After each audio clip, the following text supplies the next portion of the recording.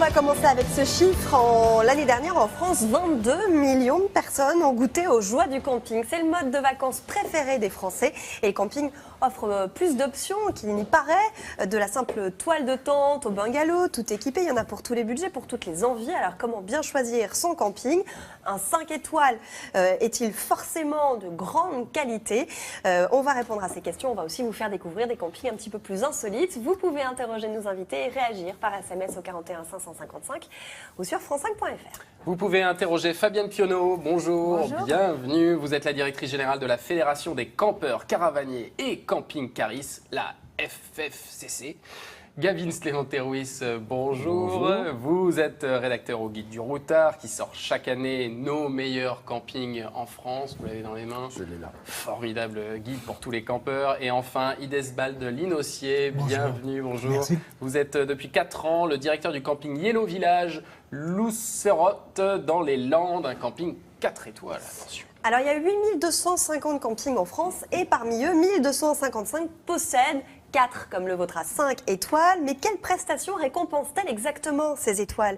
Ce système d'évaluation est-il le même que dans les hôtels classiques? C'est la question que s'est posée Maëlle Carguenou. Ah, les joies du camping. L'apéro entre voisins, les parties de pétanques interminables et les plongeons dans la piscine. Parmi les clients, beaucoup d'habitués ont leur emplacement réservé depuis des années.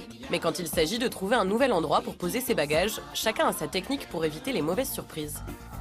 On trouve un camping par rapport au forum et ce que disent les gens, ce qu'ils en pensent. Donc il y a toujours des mécontents, mais on prend ce qu'il y a le plus positif. Je regarde sur un plan pour savoir si le camping n'est pas situé près d'une route nationale, aéroport ou gare. Pour différencier les campings, il existe surtout le système des étoiles, établi par l'État selon plus de 200 critères. Du côté des campings, adhérer au classement par étoile fonctionne sur la base du volontariat. Ils doivent ensuite respecter des règles bien précises. Démonstration dans ce camping 3 étoiles en Bretagne. Le premier critère qui fait qu'on est à 3 étoiles, c'est la taille de l'emplacement. Ici, nous sommes sur une parcelle de 100 mètres carrés. La loi nous impose 80 mètres carrés minimum, alors qu'en 2 étoiles, c'est 70 mètres carrés. Et l'autre critère, c'est délimitation des parcelles par des haies. Philippe doit surtout montrer patte blanche sur ses infrastructures. Pour les sanitaires, par exemple, le règlement est très précis. Pour 100 emplacements dans un 3 étoiles, il nous faut 10 douches. Dans un 2 étoiles, 6 douches suffisent.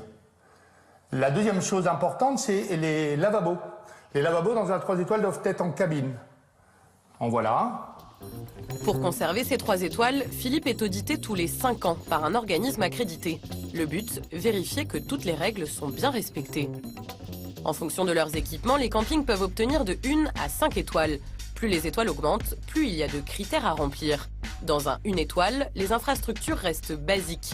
De simples sanitaires et des brochures d'information à l'accueil.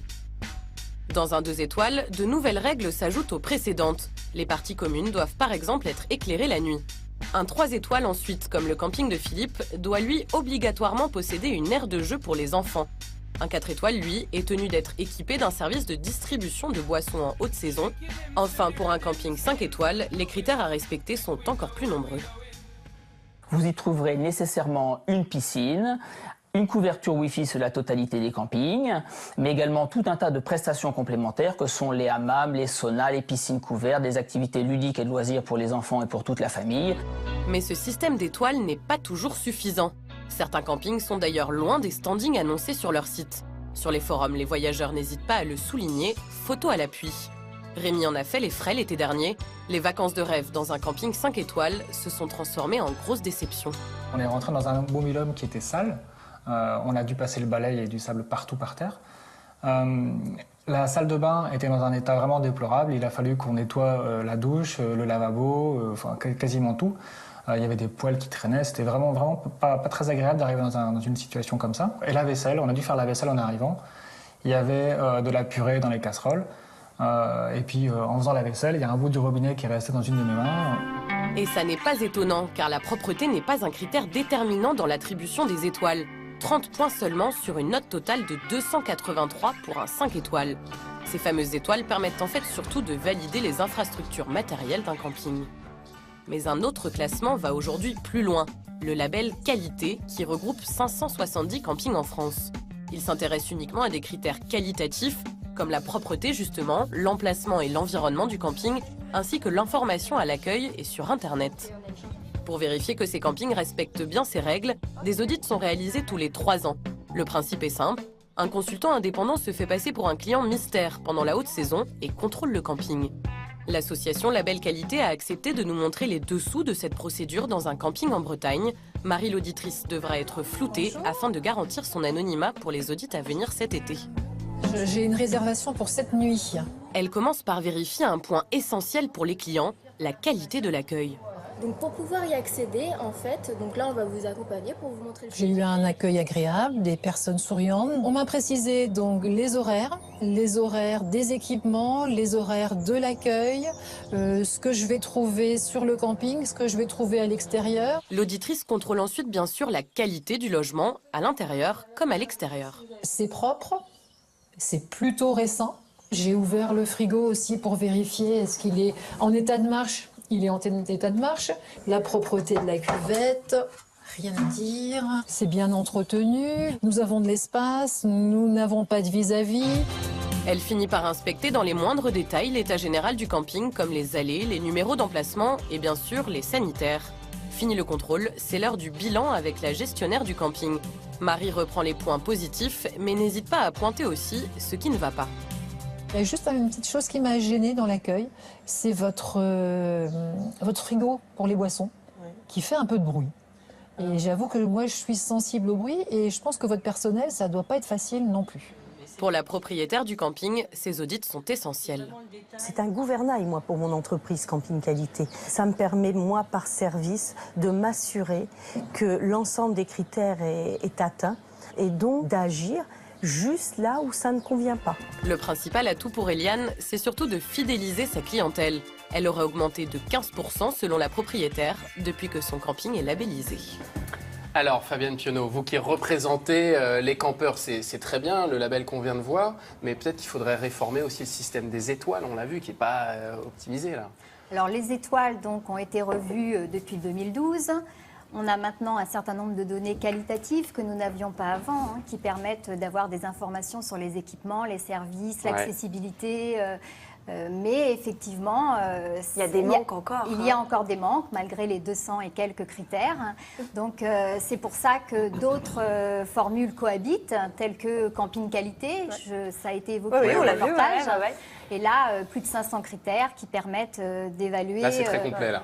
Beaucoup plus complet, avec donc dès le départ l'information préalable du consommateur et puis ensuite l'accueil, la propreté, la richesse des équipements et toujours le côté développement durable et bel environnement bien mis en avant. Oui, parce que la propreté, vous en parlez, on voit que l'hygiène ne fait pas partie des critères qui sont retenus par les étoiles. Ça paraît quand même fou. Donc du coup, s'il y en a, je sais pas, plus de 200, quels sont les autres critères? On doit en avoir certains un peu insolites. C'est pour ça que nous, dans le Routard, on s'est amusé à faire quelque chose de très subjectif. C'est vrai que c'est la première impression. Donc, en effet, si on voit. Vous ne fiez pas du tout aux étoiles? Ah non, pas du tout. Alors, bien sûr, on regarde si ça existe, s'il y a des étoiles, très bien, mais c'est pas du tout le critère. On peut avoir des aires naturelles de camping qui n'ont aucune étoile, on les met quand même. Mais si c'est sympa, si le cadre est beau, si on est à l'entrée d'un village, que c'est assez touristique, que ça coûte cher pour être dans les environs, si on peut aller sur une aire naturelle de camping où c'est gratuit, on y va. On n'hésite pas à l'indiquer. Donc ça, vraiment, ça fait partie de ce genre d'informations qu'on peut donner. Et c'est très subjectif. Et à côté, on peut mettre cohabiter avec un 5 étoiles, en effet. J'aime bien les détails qu'il donne. J'ai ouvert au hasard le guide du Routard pour un camping que je ne citerai pas. C'est marqué, il y a 1000 emplacements, vous ne serez pas seul. 3 petits points, il y a notamment les moustiques. Ça, j'aime bien. C'est ce genre de détails qui peuvent faire la différence. Alors on a vu, il y a ce label camping qualité. Il y en a d'autres des labels comme ça qui sont intéressants? Oui, il y a le camping à la ferme aussi qui est assez sympa. C'est d'autres façons de voir. C'est vrai qu'il y a plein. Bienvenue à la ferme. Bienvenue à la ferme aussi. D'accord. Et il y a plein de labels qui peuvent être intéressants pour selon le choix aussi. Si on a envie d'être plus côté famille, alors c'est vrai qu'au camping c'est quand même assez familial. Oui. Mais s'il y a le développement, si on préfère des campings plus écolos, là il y a aussi ce qu'il faut. Il y en a qui sont hyper réglo sur ça. Franchement, on peut choisir selon son label, exactement. Mais on a l'impression que chacun en fait appose le label qu'il a envie de. Est-ce que c'est un peu ça? C'est ça. Quand on choisit tous les ans un emplacement dans un camping qu'on aime, comme chez Monsieur, c'est vrai que ça peut être. Non, mais on a l'impression que c'est chaque camping qui finalement a un peu son propre label. Il fait sa publicité, donc bien sûr, il peut faire partie d'un label. Vous avez quand même des labels qui existent quand même et qui sont officiels, tels que Camping Qualité. Pour l'environnement, le développement durable, c'est la clé verte. Vous avez des labels quand même qui ne sont pas spécialement faits par les chaînes ou par les groupes, mais ces chaînes ou groupes en ajoutent et en intègrent d'autres qui aident quand même le client à faire ses choix par rapport à ses affinités. C'est ce qui se passe dans votre groupe. La vraie difficulté, c'est que on parlait d'un camping 4 étoiles, mais contrairement à un hôtel où toutes les chambres, vous allez avoir la standard, la tradition, mais ça ne va pas bouger. Là, on va accueillir des gens qui vont être dans une simple tente Quechua, où on va avoir des gens qui vont louer une habitation légère de loisirs, où ils vont avoir 40 mètres carrés, ils vont avoir 2 salles de bain, 3 chambres par exemple, ils vont avoir une grande terrasse. Donc, pour guider les gens, nous, on a recréé, au sein du groupe Yellow, des fleurs. Donc, vous allez d'un hébergement, une fleur avec un hébergement qui est très sommaire, et puis vous pouvez monter petit à petit avec une qualité qui va différencier. Par contre, la propreté et les éléments, ça c'est standard. On a une charte de qualité à respecter, c'est clair.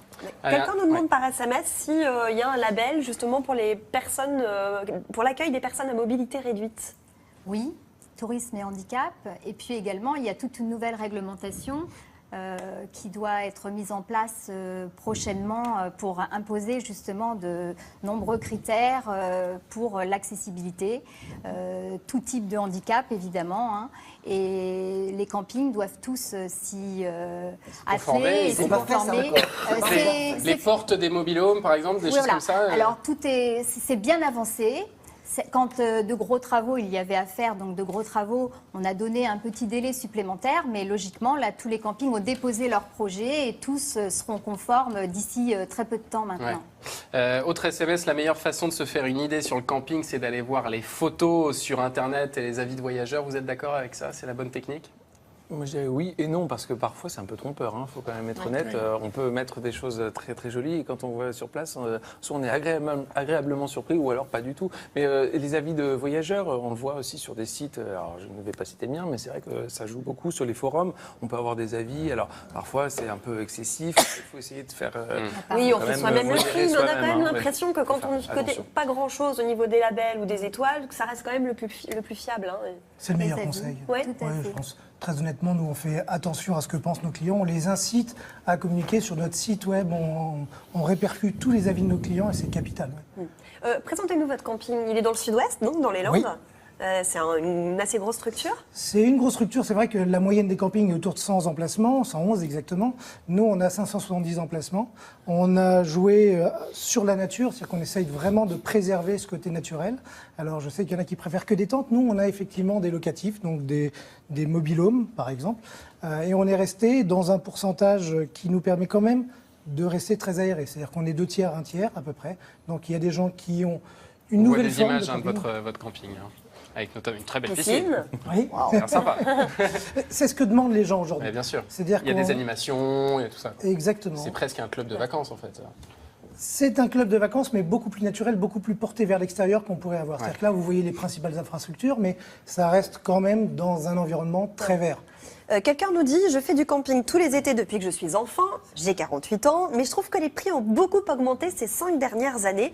Quels sont les tarifs moyens dans les campings, soit pour une nuit ou une semaine, je ne sais pas comment c'est calculé. Voilà. Alors le camping, on peut, avec des tout petits budgets, y aller, puisque dans un camping 1 étoile, la nuit est à 15 € pour un emplacement avec 2 personnes. Oui.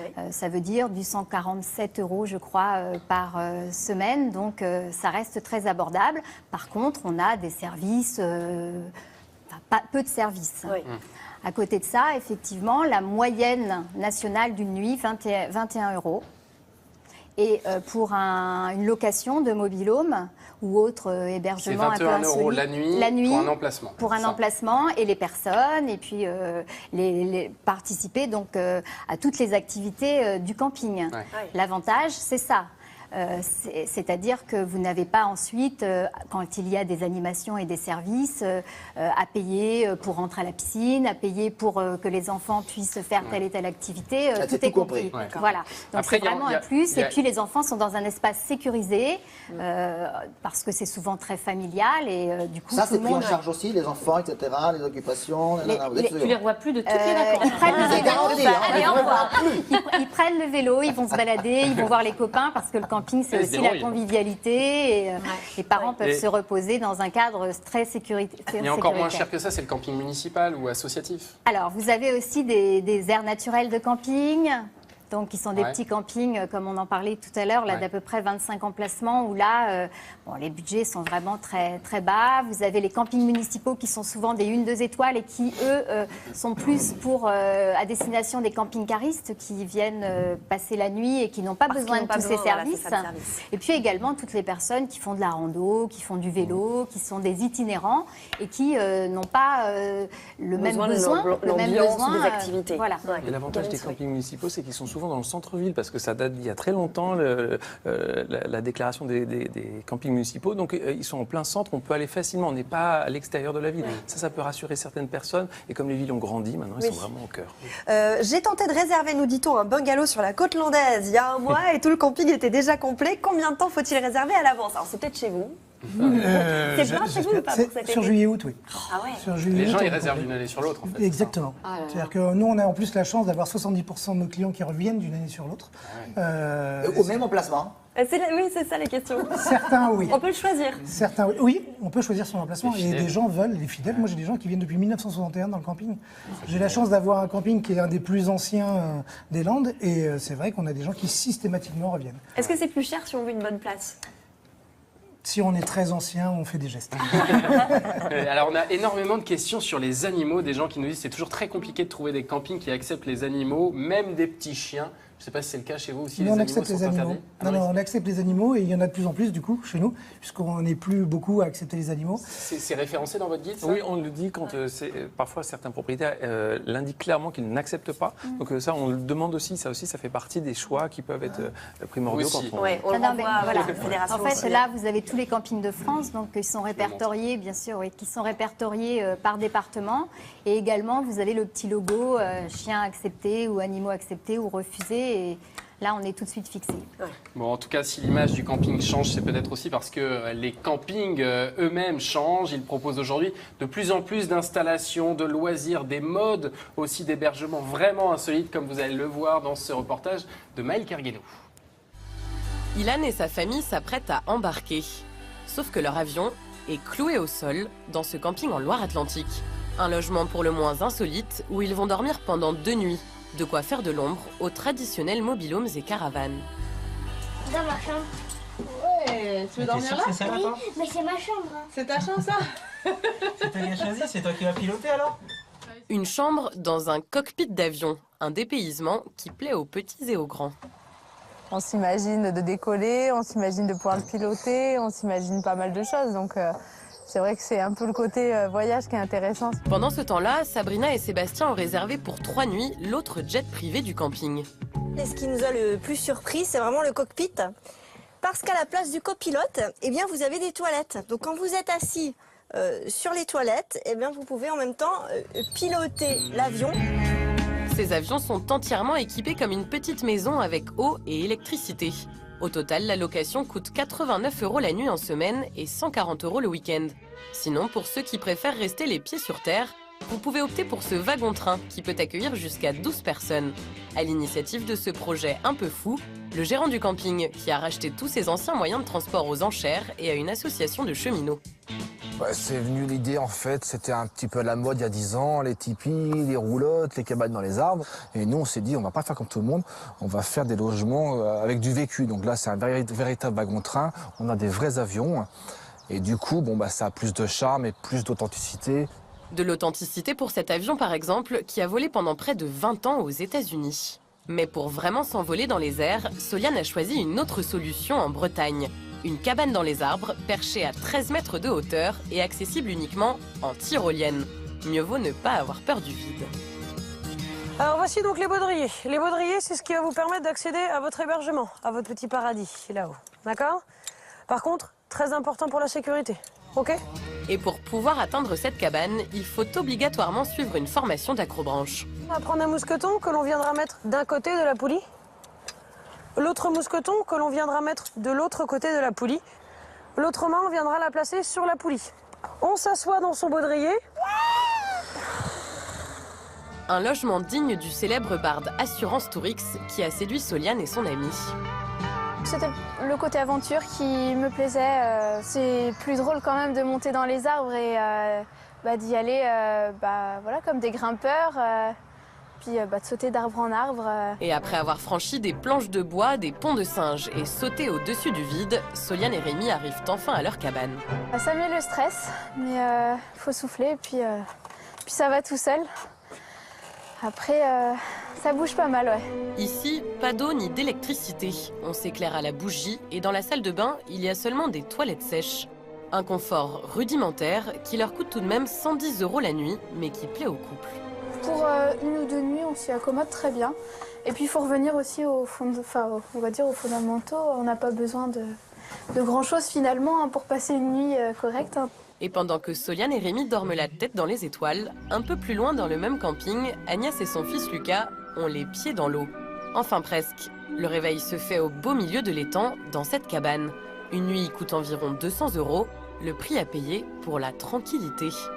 Là aussi, un peu d'effort physique est requis pour orienter leur maison flottante. Tu pousses trop fort, Lucas, je crois. J'ai un peu de mal à suivre. Mais pas de mal de mer pour autant.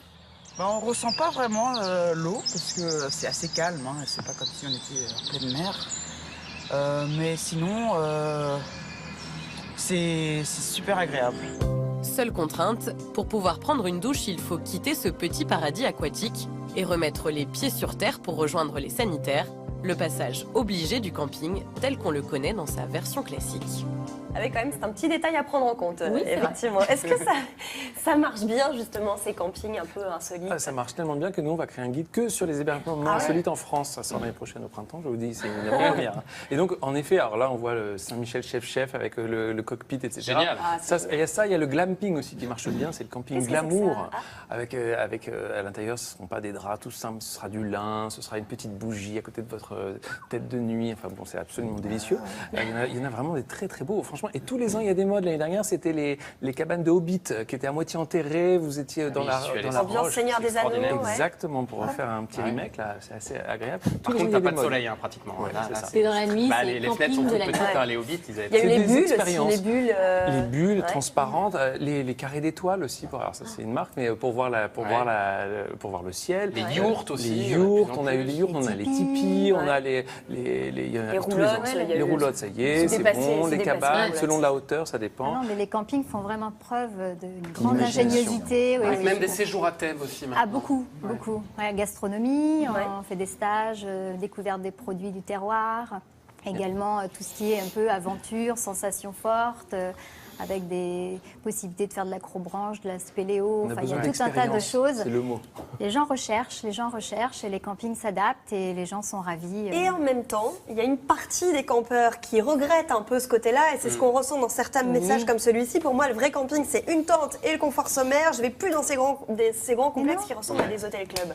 Et autre SMS, SMS de quelqu'un qui nous dit à la base, le camping était fait pour ne pas être cher. Et avec tous ces bungalows et tout ça, ça devient de plus en plus cher. Non, mais comme on le disait tout à l'heure, sur les 8250... Il y a encore une offre pour les puristes. Bien sûr, bien sûr. Les aires naturelles, les campings à la ferme, les 1 étoile, les 2 étoiles, et ou même des campings qui se sont vraiment mis dans le naturel et qui conservent des tarifs très abordables. On a une chaîne, là, notamment Cité Paysage, qui est vraiment à fond sur les emplacements nus pour des familles. Pas trop cher et qui répondent à ces des emplacements puristes. éloignés les uns des autres. Un bel espace, oui, beaucoup plus que l'espace réglementaire. Au milieu de la nature. Au milieu de la nature. Allez chez Utopia, par exemple. Ils sont en pleine forêt, c'est magique. Vous voyez vraiment rien du tout à l'horizon. Vous avez juste les bestioles qui passent devant vous. Ça peut faire peur, là. Ça peut faire peur. Mais ça, c'est sympa. C'est génial. Vraiment tout seul. Alors justement, les gens, il y en a qui recherchent ce côté sauvage. Un SMS nous dit, est-ce qu'il est vrai que le camping sauvage sur une plage de Camargue est désormais interdit? C'est quoi les règles du camping sauvage? Je vais revenir, ça a toujours été interdit sur les plages. Il y avait une tolérance en Camargue, il y avait le plus grand camping sauvage d'Europe. 5000 personnes qui venaient avec leurs caravanes, leurs camping-cars, leurs tentes, qui construisaient des cabanes. Il y avait donc des magasins qui s'installaient. Donc vous imaginez 5000 sauf que c'était dans le parc naturel. Hein. C'était beaucoup de gens du voyage aussi. Hein. C'est le parc naturel de Camargue, des problèmes de flore, de faune. Donc ça a été fermé. Et là, le préfet, non seulement a fait démolir tout ce qui était resté à l'année, mais a installé des plots pour qu'on ne puisse plus pénétrer. Mais ce qui est interdit en matière de camping sauvage, c'est les bords de mer, près d'un site classé. Hein, vous ne pouvez pas aller à côté du Mont-Saint-Michel ou de la Tour Eiffel. C'est logique. À 200 mètres des points de captage d'eau, parce que ça, c'est pour des questions d'hygiène publique. Et puis, si vous êtes sur un terrain privé, il faut l'accord du propriétaire. Je mets du propriétaire, ce n'est pas du locataire. Et si vous êtes sur un domaine public, dans une forêt, etc., c'est le contraire de la règle habituelle, il faut que ce ne soit pas interdit. C'est-à-dire le maire peut décider, dans ma commune, c'est interdit. S'il n'y a pas d'arrêté du maire, c'est autorisé. Et tu parlais du propriétaire, effectivement, ça se fait de plus en plus aussi le camping chez l'habitant. Exactement, je campe chez mon voisin, ça s'appelle, c'est assez rigolo, et on va dans le jardin de quiconque, hein. C'est le système de la chambre d'hôte, mais là c'est le jardin d'hôte, on va dire. Vous pouvez, si vous avez un petit bout de jardin, le louer, alors ça peut être gratuit, ce qui est pas mal, et en fait c'est des sites qui se créent, et on met son jardin en location pour venir camper sa tente, planter sa tente très facilement. C'est une concurrence pour vous, ça, c'est plus grand, complexe? C'est une concurrence, vous parliez du tarif tout à l'heure, c'est vrai que nous, ce qu'on vend, c'est de l'humain. C'est-à-dire que moi, aujourd'hui, pour 2000 personnes qui vont venir dans le camping, c'est plus de 100 salariés pour que ça soit propre, pour qu'il y ait de l'animation pour les enfants, et ainsi de suite. Donc c'est une autre forme de camping.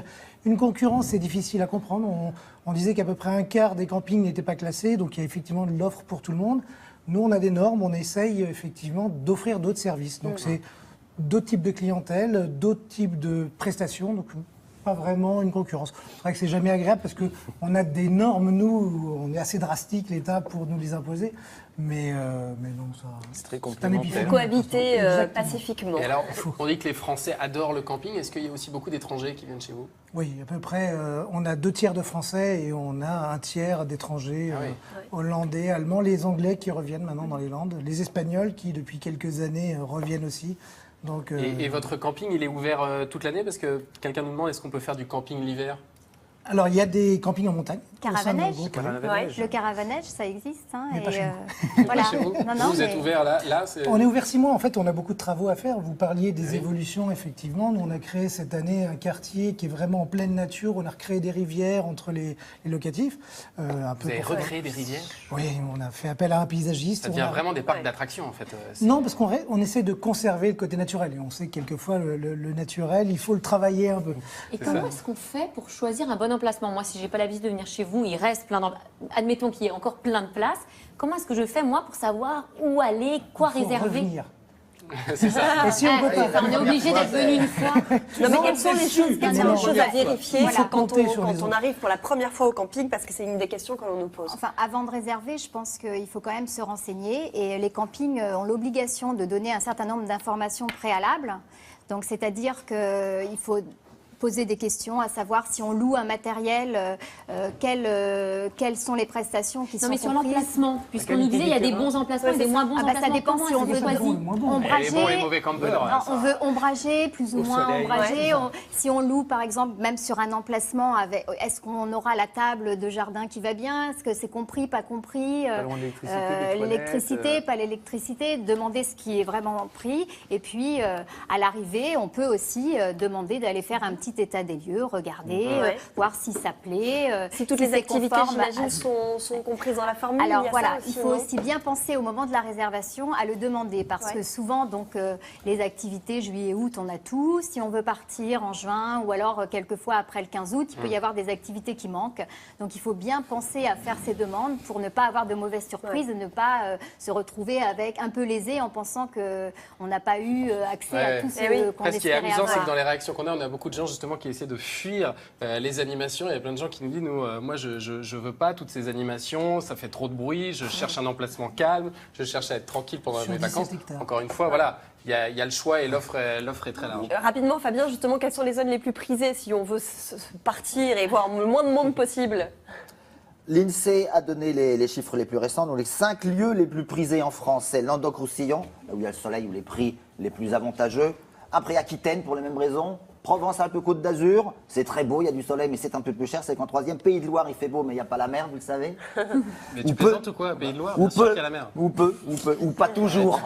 Parfois, elle est loin, ou elle est sale. Enfin bref, elle n'est que quatrième en position. Bretagne, Tu connais il y a la boule? mer. Ça dit quelque chose, la boule? Pornichet? La quoi? Pornic? Non. Mais bien sûr, mais il n'y a pas que ça. Le Pays de la Loire, ça n'est pas que ça. C'est quoi, t'as mis une carte de France Regarde. vraiment bien, tu sais. Allez, va réviser ta géographie, puis on en reparle. Et en cinquième position, la Bretagne, car il y a la mer. C'est extrêmement beau. Ah, attention, attention. Ah oui, Thomas, oui. Mais il Écoutez, pleut partez un à peu l'est, plus comme qu'on ça en vous, doit vous serez a priori plus au calme si vous avez besoin de calme. Et puis sinon, Dans le nord. Ou dans le Dans nord. le nord. Ouais. Et qui est un plage, il y a un très beau camping avec des quilles en l'air. Vous allez voir, c'est des anciennes habitations de pêcheurs, c'est génial. J'adore. Et même dans ces régions très prisées, vous avez des petits campings calmes qui Mais oui. répondront à la demande des On a bien téléspectateurs. compris. De toute qui- façon, il y en a vraiment pour à la fois tous les goûts. budgets. Faut juste et tous les réserver goûts. tôt, quoi. Voilà, c'est ça. Il faut s'y prendre assez tôt si on veut ce qu'on veut. Oui. Bon, merci beaucoup. À retenir, avant de refermer ce dossier, d'abord vous dire qu'en France, le camping est le premier mode d'hébergement de vacances avec près de 113 millions de nuitées l'année dernière. C'est une passion française. Fabien vient de vous l'expliquer brillamment. Si vous souhaitez partir en camping au bord de la mer, eh bien, il faut s'y prendre tôt. Beaucoup de vacanciers réservent leur emplacement une année à l'avance. Pensez au Pays de Loire. Pour vous repérer, les étoiles ou les labels peuvent être un bon indicateur, mais rien ne remplace certainement les avis comparatifs sur les forums. Et puis on renvoie également vers les guides. Si vous décidez de planter votre tente cet été, sachez que le camping sauvage peut être toléré, mais avec l'accord du propriétaire du terrain, si c'est un particulier. Et si vous êtes un aficionado du camping, je savais que je ne le passerai pas celui-là, sachez que la carte d'adhérent de la Fédération des campeurs, je vous la montre, permet de bénéficier de réductions. C'est une carte qui coûte 33 € pour une famille, c'est ça? Et grâce à ça, on a quoi? 18 Alors, € de réduction. On a énormément de réductions dans plus de 1500 campings. Et également, on a une assurance annulation, interruption de séjour et arrivée tardive. Donc, on espère à personne de ne pas pouvoir partir, mais Ouais. ça rend vraiment grand service C'est pratique. quand on a un souci ou Très bien. un impondérable. Merci beaucoup d'être venu sur ce Merci. plateau. Merci à Anaïs Cadraon qui nous a aidé à préparer ce dossier.